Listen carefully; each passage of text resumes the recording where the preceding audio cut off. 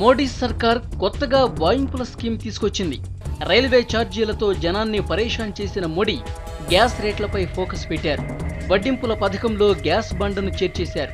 అదనంగా కిరోసిన్ను జత చేశారు. వడ్డింపుల్ని ఒకేసారి కాకుండా నెలకు కొంత కొసరేస్తారట.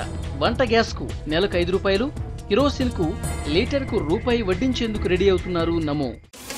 ప్రభుత్వ భారాన్ని తగ్గించే ఎత్తులు వేస్తున్నారు మోడీ. ప్రస్తుతం గ్యాస్, కిరోసిన్ను సబ్సిడీ రేట్లకు అమ్ముతున్నారు. సర్కారుపై 80,000 కోట్ల భారం పడుతోంది. ఒక్కసారిగా రేట్లు పెంచితే జనం రియాక్షన్ ఎలా ఉంటుందో మోడీకి తెలుసు. నెలకు రేట్లను సర్దుబాటు చేయనున్నారు. వంట గ్యాస్పై నెలకు ₹5 పెంచితే సబ్సిడీ లేని స్థాయికి చేరుకునేందుకు 7 ఏళ్లు పడుతుంది. కిరోసిన్ సబ్సిడీ పోయేందుకు 2.5 ఏళ్లకు పైగా పడుతుంది. కేంద్ర ప్రభుత్వ ఖజానాపై అతిపెద్ద భారం ఇంధన సబ్సిడీలే. ప్రస్తుత ఆర్థిక సంవత్సరంలో డీజిల్, వంట గ్యాస్, కిరోసిన్ల సబ్సిడీ వ్యయం ₹1,15,548 కోట్ల రూపాయలు. ఎల్పీజీ వాటా ₹50,324 కోట్ల రూపాయలు. కిరోసిన్తో కేంద్రానికి ₹29,488 కోట్ల రూపాయల భారం పడనుంది.